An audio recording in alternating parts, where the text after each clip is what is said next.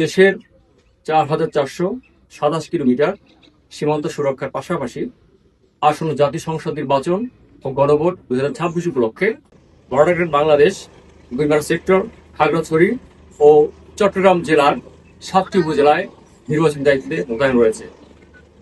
গুইমারা সেক্টরের আওতাধীন 3টি সংসদীয় আসনের সর্বমোট 344টি ভোট কেন্দ্রে যাতে নির্বিঘ্নে ও সুষ্ঠুভাবে ভোট পরিচালনা করা সম্ভব হয় সে লক্ষ্যে 10টি বেস ক্যাম্পে সর্বমোট 28 প্লাটুন বিজিবি সদস্য মোতায়েন করা হয়েছে।